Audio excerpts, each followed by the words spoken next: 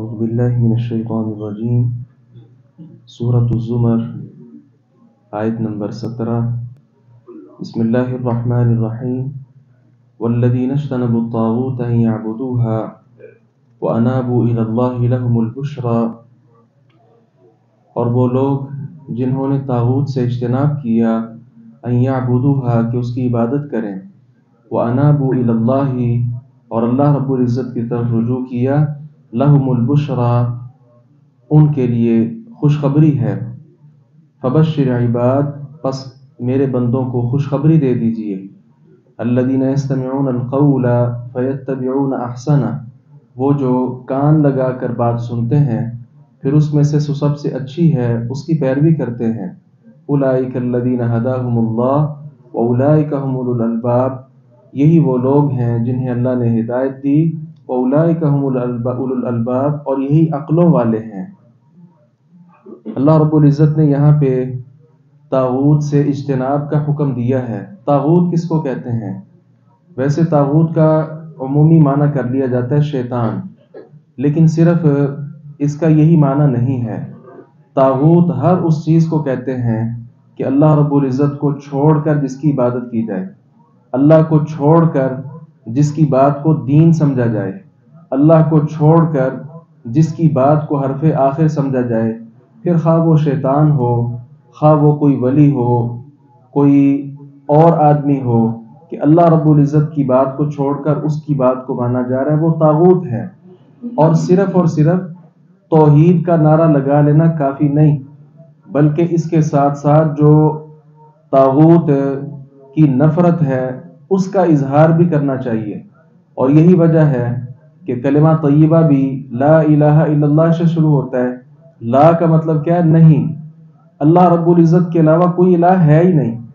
سب سے پہلے طاغوت کی نفی ہے، نفی کر لینے کے بعد پھر ایک خالق، مالک، داتا اور اللہ رب العزت کا اظہار ہے کہ صرف وہ معبود برحق ہے، اس کے سوا تمام معبودوں کا انکار، یہ اصل چیز ہے۔ پیغمبر علیہ السلام کو بھی آپ دیکھ لیں تو کفار مکہ نے کیا یہ آپ کے ساتھ اس پر اتفاق نہیں کرنا چاہا تھا کہ ہم آپ کے رب کو کچھ نہیں کہیں گے، لیکن آپ بھی ہمارے معبودوں کو کچھ نہ کہیں تو ہم یہاں سکون کے ساتھ زندگی بسر کرتے ہیں۔ تو نبی مکرم صلی اللہ علیہ وسلم نے اس بات کو ٹھکرا دیا تھا اور کہا ایسا کیسے ہو سکتا ہے کہ اللہ رب العزت کے علاوہ اور لوگوں کی عبادت کی جائے اور میں چپ چاپ بیٹھوں، خاموش بیٹھوں، ان کا انکار کرتا رہوں گا۔ اور اس کے نتیجے میں کیا وہ شیب ابی طالب میں کتنے سال نبی مکرم صلی اللہ علیہ وسلم اور آپ کے ماننے والوں کو رہنا نہیں پڑا؟ سارے کفار قریش نے سوشل بائیکاٹ کر دیا تھا، کوئی رشتہ دیتا نہ لیتا، کوئی کھانا دیتا نہ دیتا، وہ چمڑے کھا کھا کر یہ لوگ کتنے سال بسر کیے۔ آخر وجہ کیا تھی؟ وہ وجہ طاغوت کا انکار تھا۔ تو اللہ رب العزت کی بات ماننے کے ساتھ ساتھ بقیہ جو لوگ اللہ کے مقابلے میں کھڑے ہوئے ہیں وہ جیسے تیسے بھی ہیں، ان سب کا انکار کرنا کیونکہ وہ طاغوت ہیں، یہ ضروری ہے۔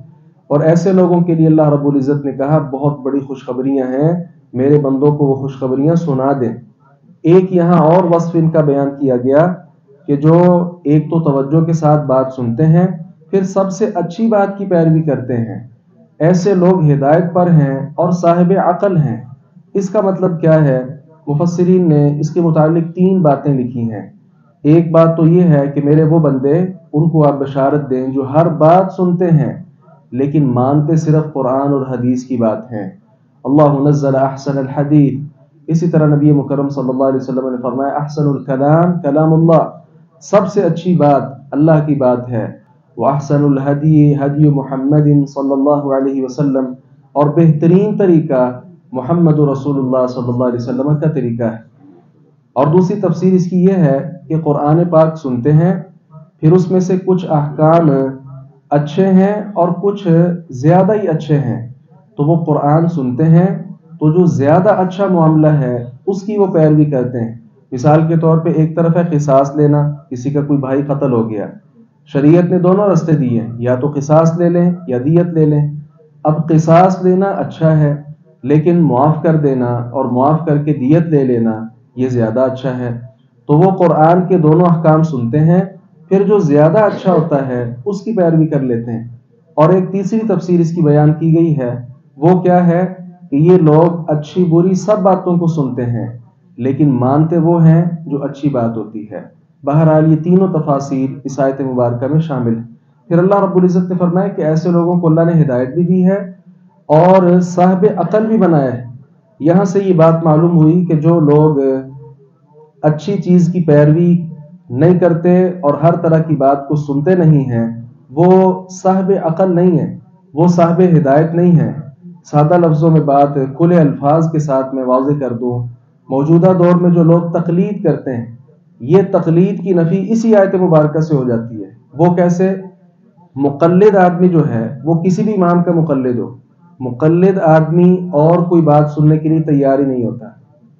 اگر تیار ہو بھی جائے، وہ چونکہ اپنے امام کی بات کو حرف آخر سمجھا ہوتا ہے، آپ آیت بھی پیش کر دیں، حدیث بھی پیش کر دیں، وہ آگے سے کیا کہے گا؟ اچھا اس آیت کی سمجھ تجھے زیادہ آئی ہے، امام ابو حنیفہ صاحب کو نہیں آئی تھی، امام مالک کو نہیں آئی تھی، امام شافعی کو نہیں آئی تھی، امام احمد کو نہیں آئی تھی، تم زیادہ سمجھدار ہو۔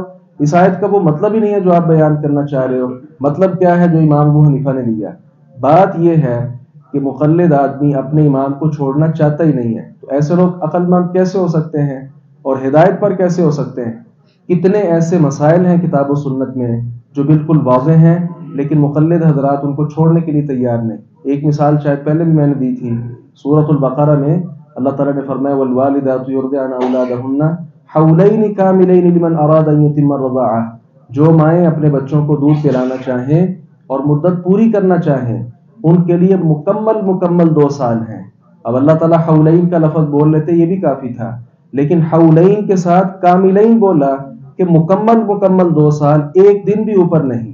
یہ مدت ہے رضاعت کی، اور اہل سنہ یہاں سے کیا کہتے ہیں کہ ایک دن بھی اوپر ہو جائے تو منع ہے، کیونکہ اللہ رب العزت نے حولین کاملین کا لفظ بولا۔ لیکن یہی مقلد حضرات، آپ ان سے پوچھ کر دیکھ لیں کہ رضاعت کی مدت کتنی ہے، وہ کہیں گے 2.5 سال۔ اب یہ 2.5 سال کہاں سے لے کر آئے؟ وہ 6 ماہ جو اوپر تھے کس آیت سے لیے؟ بات صرف یہ ہے، ممکن ہے یہ آیت ان کو معلوم نہ ہو، امام صاحب کو انہیں فتویٰ دے دیا ہو 2.5 سال کا، لیکن بات والوں کو چاہیے کہ ان کی تقلید چھوڑیں اور کتاب اللہ کی پیروی کریں۔ اب اللہ رب العزت کی بات کے مقابلے میں بھی ابو حنیفہ صاحب کی بات کی اہمیت ہے، پھر تو کلمہ شاید ان کا ہی پڑھا ہوگا، کسی اور کا تو نہیں پڑھا ہوگا۔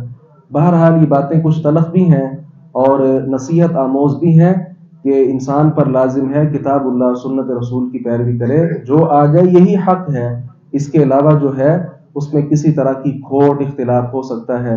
اللہ تعالیٰ سے دعا ہے باری تعالیٰ خالصتاً کتاب و سنت کا پابند بنائے اور اسی کے مطابق زندگی بسر کرنے کی توفیق عطا فرمائے۔ وآخر دعوانا الحمد للہ رب العالمین۔